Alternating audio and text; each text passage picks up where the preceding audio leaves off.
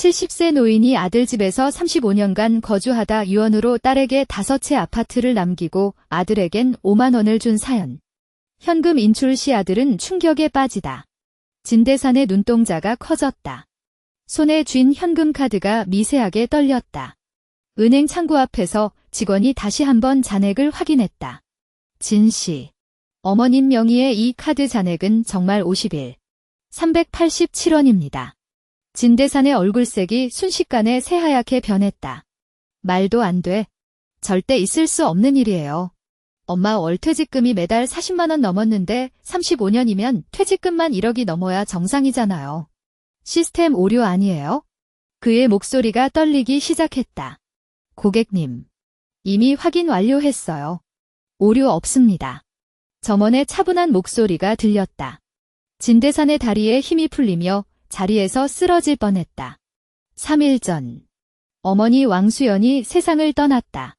임종 직전 그녀는 2장의 카드를 각각 아들과 딸 진수금에게 건넸다. 대산아. 이 카드는 엄마가 모아둔 전 재산이야. 수금아. 이건 내게 미안한 마음의 보상이란다. 그 순간 그는 어머니가 재산을 나눠주는 줄 알았다. 35년간 모신 자신이 당연히 대부분을 받을 거라 생각했다. 하지만 지금 진대산이 떨리는 손으로 동생에게 전화를 걸었다. 수금아, 너 카드에 얼마 있니? 오빠, 저도 물어보려던 참이었어요. 제 카드에 1억이 들어있고 아파트 5채 권리증도 같이 있더라고요. 진대산은 전화기를 내려놓은 채 은행 의자에 털썩 주저앉았다. 1억, 아파트 5채? 그는 평생 어머니가 월 40만 원 퇴직금으로만 살았다고 믿었다. 그런데 이렇게 엄청난 재산을 숨기고 있었다니. 35년 전 아버지 진건국이 돌아가신 후 어머니가 자그마한 신혼집으로 이사왔다. 당시 25평방미터 남짓한 집에 노인 한 분이 더 들어오니 답답하기는 했다. 하지만 장남인 그에겐 당연한 의무였다. 매달 어머니는 퇴직금을 며느리 위리에게 건넸다. 위리는 생활비와 의료비를 관리했다. 어머니는 한 번도 불만 없이 조용히 지냈다. 병원 갈 때도 혼자 가서 약값까지 내며 집안일에 거의 신경 쓰지 않았다. 반면 결혼한 딸 진수금은 명절에조차 잘 오지 않았다. 가끔 전화로 안부만 묻는 게 전부였다. 왕수연은 딸 얘기가 나올 때마다 눈빛이 어두워졌지만 수금이도 제 집이 생겼으니 바쁜 게 당연하지라며 탓하지 않았다.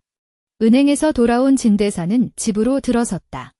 위리가 어머니 유품을 정리하고 있었다. 어때?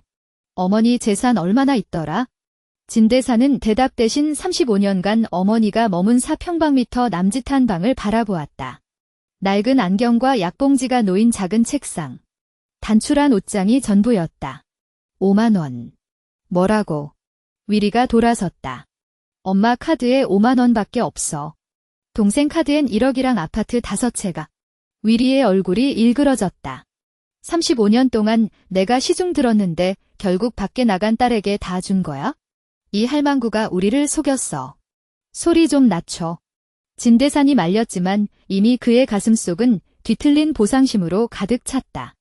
35년간의 희생이 단 5만 원의 가치밖에 되지 않았다는 사실이 그를 짓누르고 있었다. 저런 게 다 죽었잖아. 위리는 감정이 완전히 폭발했다. 대산. 생각해봐. 35년 동안 내가 어머니께 어떻게 했는지.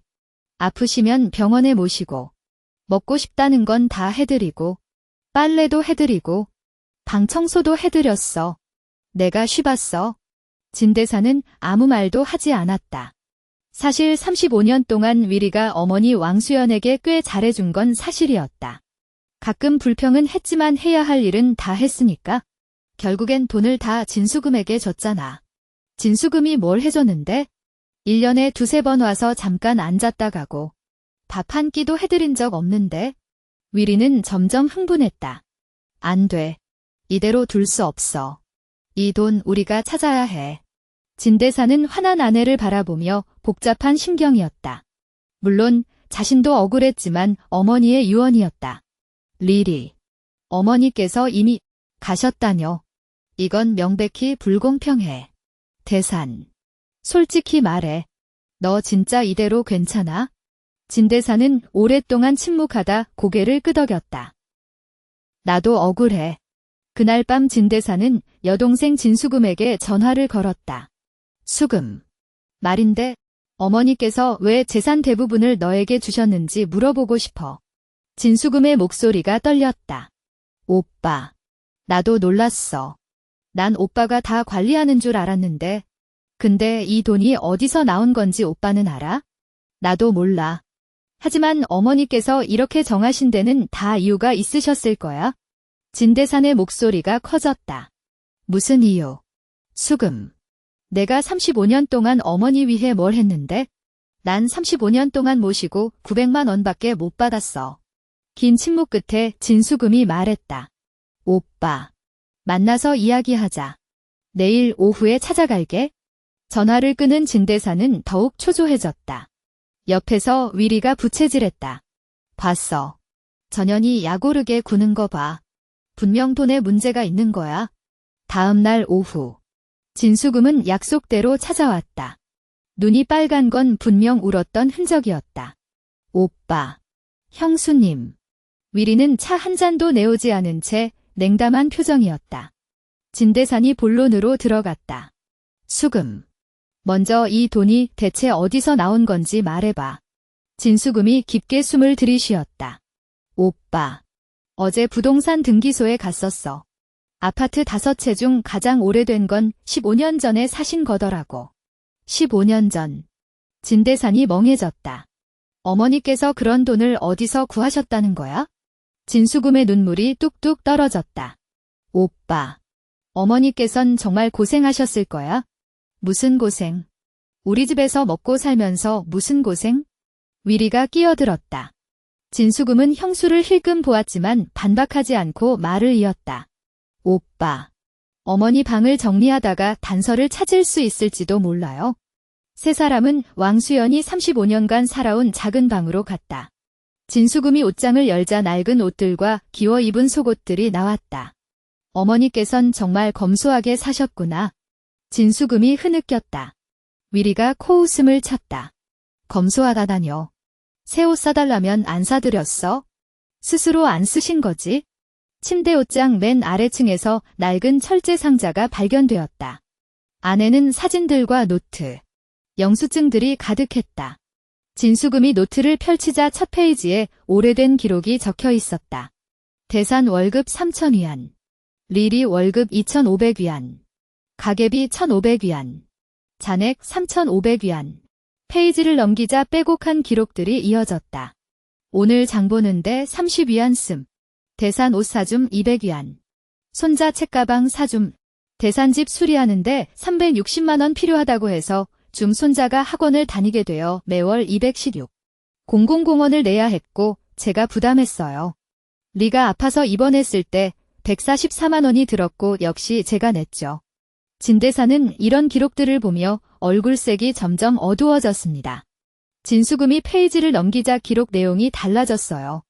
오늘은 신발 깔창 10켤레를 만들어 공공공원을 벌었습니다. 옆집 왕가 아주머니에게 스웨터를 짜드리고 싶사. 400원을 받았어요. 아파트 앞에서 야채를 팔아 20일. 600원을 벌었고 아래층 식당에서 설거지를 하며 하루에 400원을 벌었습니다. 공책 마지막 부분에는 집 구매 내역이 적혀 있었습니다. 첫 번째 집은 동성구에 7,200만 원으로 수금이 결혼할 때 쓰라고 산 거예요. 두 번째 집은 서성구 1억 800만 원으로 수금의 아이가 학교 다닐 때 사용하려고요. 세 번째 집, 진대산의 손이 떨렸습니다. 어머니의 정갈한 필체를 보니 가슴이 먹먹해졌어요. 알고 보니 어머니는 그동안 꾸준히 돈을 벌고 있었던 거죠. 진수금은 공책을 다 읽고는 흐름을 이기지 못했어요. 엄마가 그렇게 나이 드신 몸으로 설거지까지 하시며 위리의 얼굴빛도 변했습니다. 문득 예전 기억들이 떠올랐어요. 어머니는 자주 집을 비우곤 산책한다거나 친구를 만난다고 했죠. 돌이켜보면 그때마다 일하러 가셨던 거였어요. 집에 돌아오면 늘 지쳐 계시고 손에 상처 자국도 있곤 했는데 그때는 별 생각 없이 넘겼습니다. 한 번은 어머니 주머니에서 잔돈이 나오는 걸 보고 어디서 났냐고 물었더니 길에서 주웠다고 하셨죠. 위리는 그때 쓰레기 줍기에 맞들이셨네라고 농담했었는데 이제 와서 보니 모두 피땀으로 번 돈이었습니다. 진수금이 갑자기 울음을 멈추고 공책 마지막 페이지를 펼치더니 얼굴이 새하얗게 변했어요. 형, 이거 보세요. 떨리는 목소리가었습니다. 진대산이 공책을 받아들자 흔들리는 필체로 적힌 마지막 기록이 눈에 들어왔습니다. 대산과 리는 늘 나를 짐으로 여긴 것 같다. 35년 동안 가장 작은 방에서 살며 밥과 전기세를 덜었었지. 하지만 내가 몰래 집안에 5,400만 원이 넘는 돈을 보탰다는 걸 모른다. 대산집 인테리어 1,800만 원 중 900만 원. 손자 대학 등록금 2,700만 원 중 1,440만 원. 리 수술비 540만 원 전부 내가 냈다. 그런데 오늘 들은 이야기. 진대산의 손이 경련을 일으켰습니다. 일주일 전 어머니가 병원 검사비 144. 공공공원을 쓴 것에 대해 위리와 나눈 대화가 생각났어요. 할머니는 왜 자꾸 병원만 다니시는지. 돈이 다 그쪽으로 가네? 그때 자신도 앞으로 몇 년을 더 모셔야 할지 라고 덧붙였던 말이 어머니 귀에까지 들렸던 겁니다. 공책에는 이어져 있었습니다. 이제야 깨달았다. 내가 진짜 짐이었구나. 원망하지 않는다.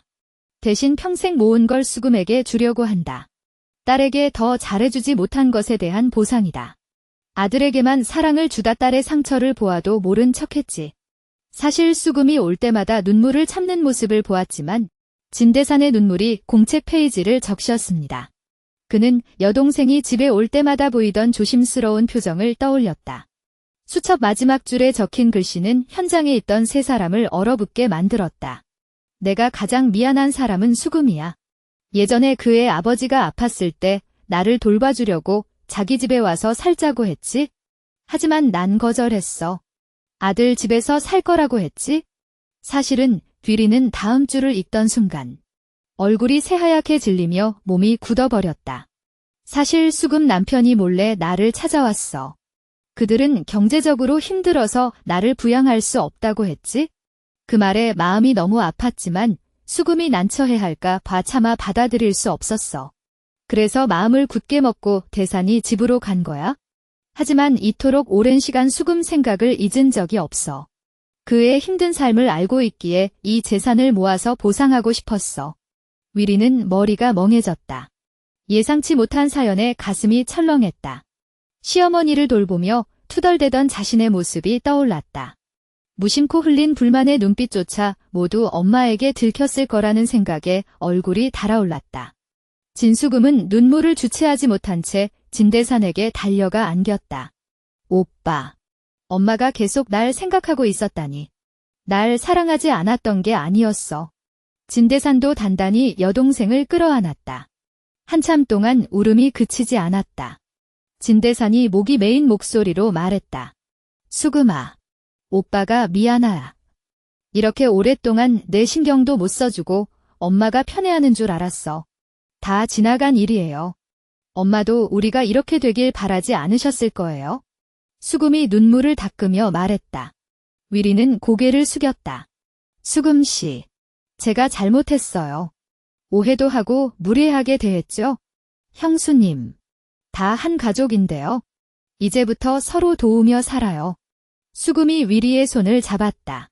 옷장 정리 중 수금은 미완성의 니트를 발견했다. 정성스러운 뜨개질 자국에서 어두운 조명 아래서 작업하던 엄마의 모습이 겹쳐졌다. 진대산은 침대 밑에서 낡은 상자를 찾아냈다. 어린 시절 사진 속 웃는 엄마의 모습에 가슴이 먹먹해졌다. 동네를 돌며 집을 확인하던 세 사람은 각기 다른 스타일의 집들에서 엄마의 사랑을 느꼈다. 거실 벽에 걸린 그림을 본 수금은 벽에 기대어 통곡했다. 한참 후 대산이 말했다. 엄마가 이토록 준비하셨으니 소중히 여기자. 오빠. 집은 제가 한 채만 남기고 나머지는 팔아서 나눠요. 자선 사업도 해야죠. 수금의 제안에 위리가 고개를 끄덕였다. 장례식 날. 진대산은 추모사를 읽으며 떨리는 목소리로 맹세했다. 엄마의 사랑을 잊지 않고 살겠습니다. 시간이 지나도 왕수연의 유산은 가족들에게 계속 영향을 미쳤다. 진대산은 외로운 노인을 도우며 위리는 지역사회 활동을 이끌었다. 수금은 재능을 인정받아 승진했고 매달 자원봉사를 다녔다. 어느 봄날, 세 가족은 뜰에 모여 차를 마시며 추억을 나눴다. 아이들의 웃음소리가 울려 퍼지는 풍경 속에서 진대사는 마음속으로 속삭였다. 엄마, 당신의 사랑이 우리를 이렇게 단단하게 만들었어요.